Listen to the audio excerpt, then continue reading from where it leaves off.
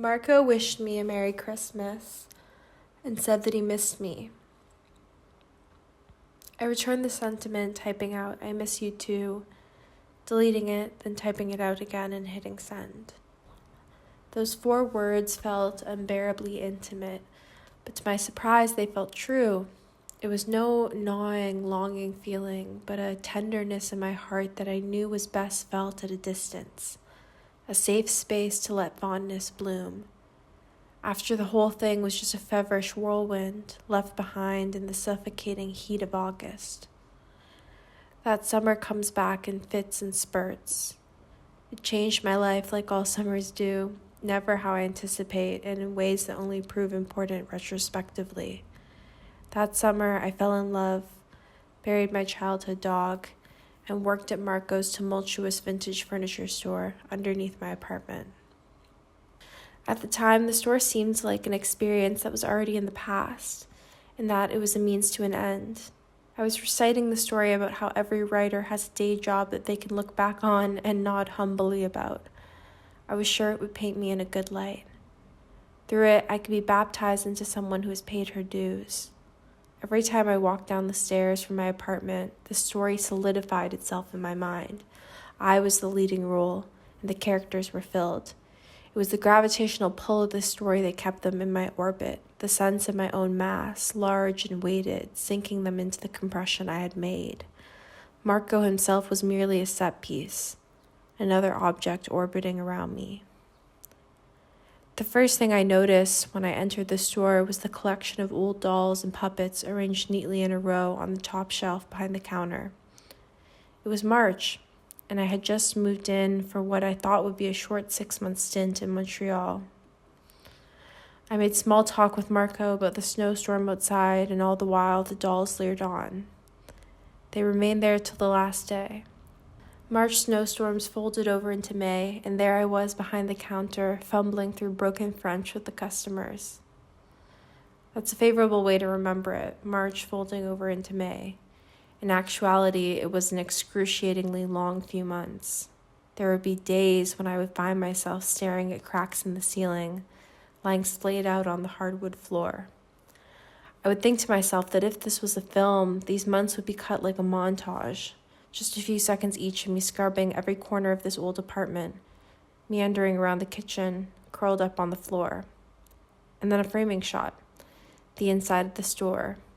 Dust motes captured by the thin stream of sunlight. Me, wandering into frame, out from behind a stack of chairs. Sawdust coated every visible surface. The linoleum floors were coated with a thick layer of grime and dirt. Furniture was stacked from floor to ceiling. Once in a while, we would get a beautiful mid-century piece, and like the prized possession it was, we would place it carefully on top of all the rest. In the morning, when we opened, I placed it front and center for all to see.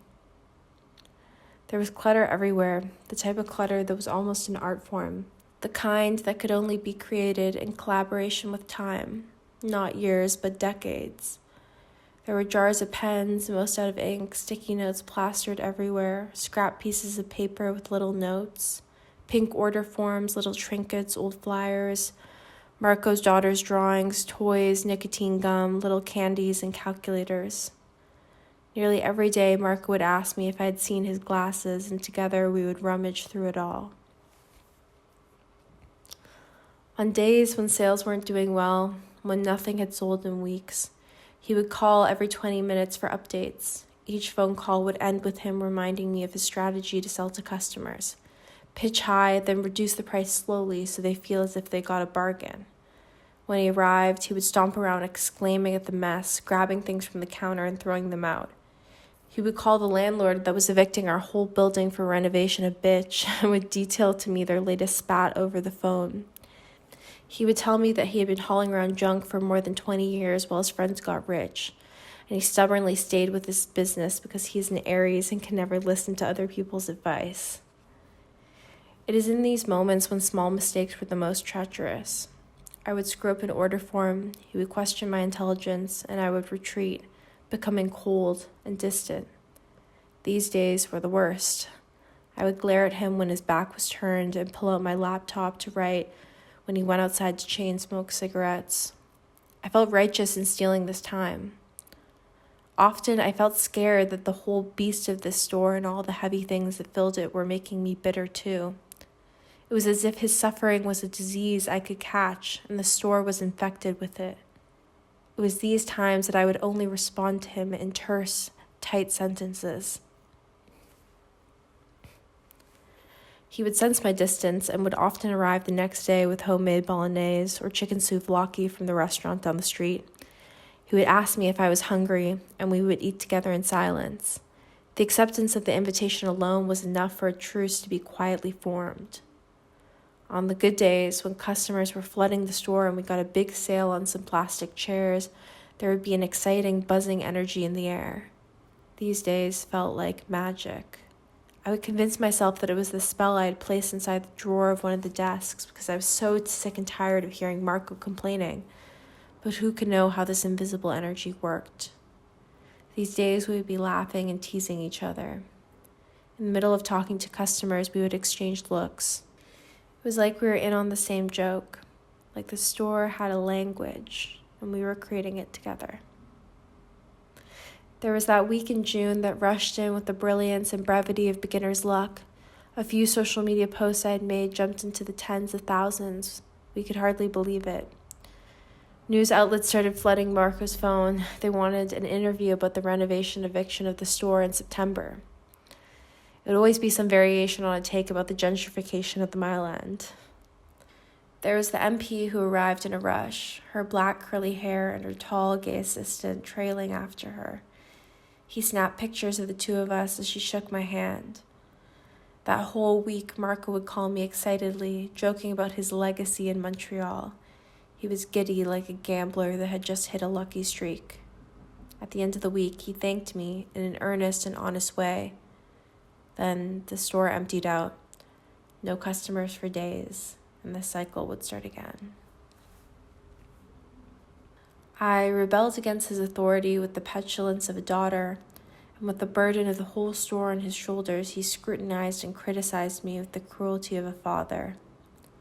One particularly slow afternoon, when summer was just finding its rhythm, he told me that a woman had been inquiring about buying the store 5 years back. She got a feng shui specialist to assess the space. The specialist took one look at the support beams on the ceiling, painted a bright green and shaped like a cross, and said, "If you take this place, you will be bearing the weight of the cross." Marco would go on to tell me the story 4 times. I had gotten the message loud and clear. He had been bearing its weight for more than my entire lifetime. The only parts of his life I could glean were in fragmented pieces.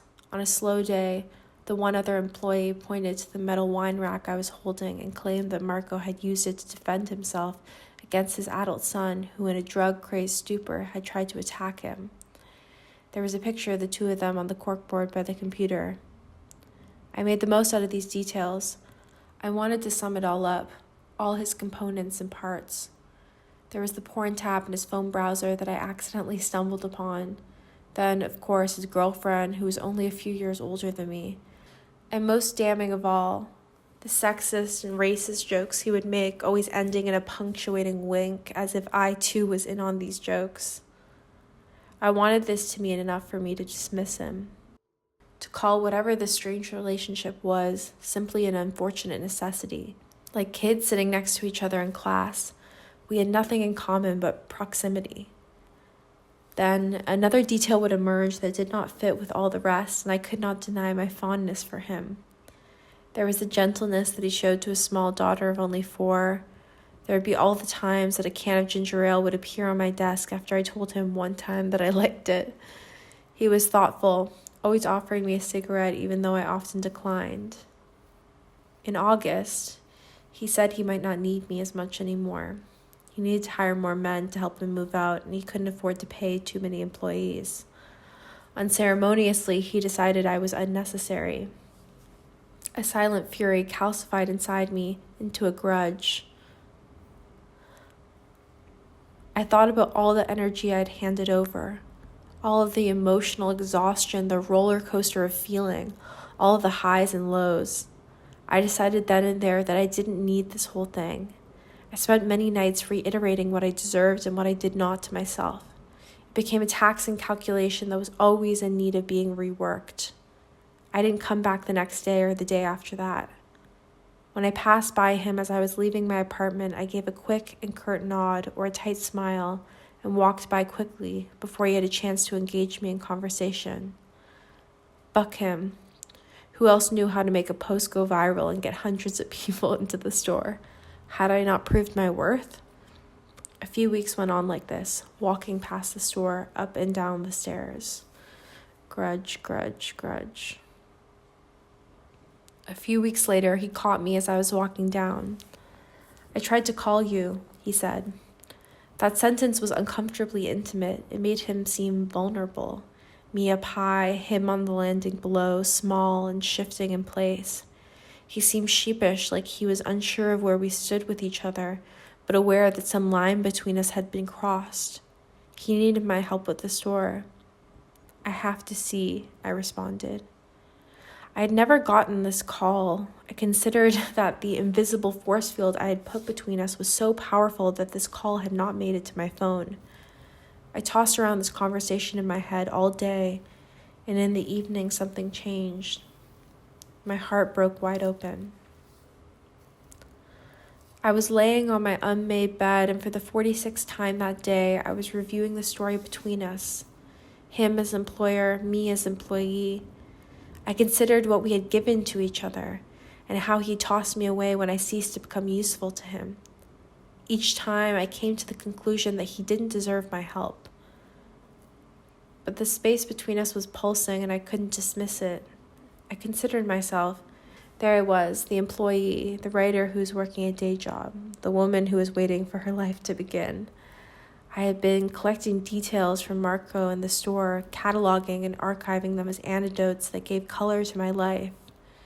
Now it all felt sterile and cold, this person I had made myself to be. This person that calculated how much we owed each other. I looked around the room, its cracks and marks. The door to the balcony that had long since become one large nest for a family of pigeons rattled with the wind as it always does. It all felt realer and truer than me. The faucet was dripping, and I could not bear how close my heart had been to him. I started to cry harder than I had in a long time. With snot running down my face, I saw Marco clearly. Every barrier holding us apart seemed to fall away. To my surprise, I felt unconditionally loving to him, even devotional. I could hardly believe that the beloved had taken the form of a 53-year-old balding Greek man. I could hardly believe that there was a hole in my heart shaped in his image. I wanted to start all over with him. I worked at the store the next day and kept working all the way up to the very end, when you could see the walls and the ground, and we were now selling the furniture for cheaper than what we got it for. Every day we would make a new discovery. Dislodged from the dresser and desks emerged an old amp from when he used to play music, a tape recorder, lost lamps, and books. Marco got more nostalgic as the days went on. Like the old objects, memories were being dislodged from his time there. He talked about the better days when the store doubled as a hangout spot in the evening. They would sell coffee. They even had live music. They would set up couches on the front stoop, and everyone would stop by and stay a while.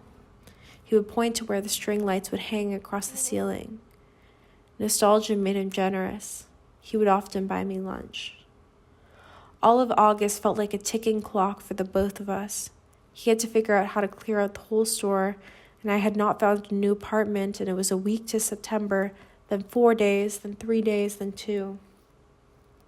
I would wake up in the middle of the night, gasping for air, teeth clenched so hard that there was a constant radiating pain in my jaw. Meanwhile, the construction that had already been undergoing to completely gut the apartment next door was shaking the walls. Every day was a new crisis. I would arrive to find a fire truck out front and the whole store wrapped in caution tape because bricks were falling off the facade. Another day, when opening the store, the key snapped in half. I rushed to an apartment visit with each half of the key in my hand. Every time I told him that I still hadn't found a place yet, he suggested that I could stay at his house in Laval for free while he was up north.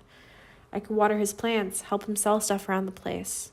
I was warmed by his kindness, but I refused. He made this offer 5 times.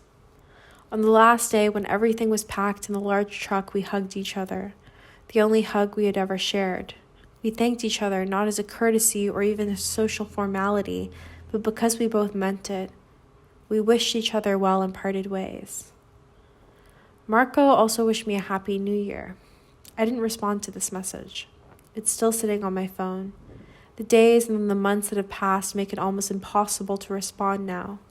There is nothing tying us together after the store.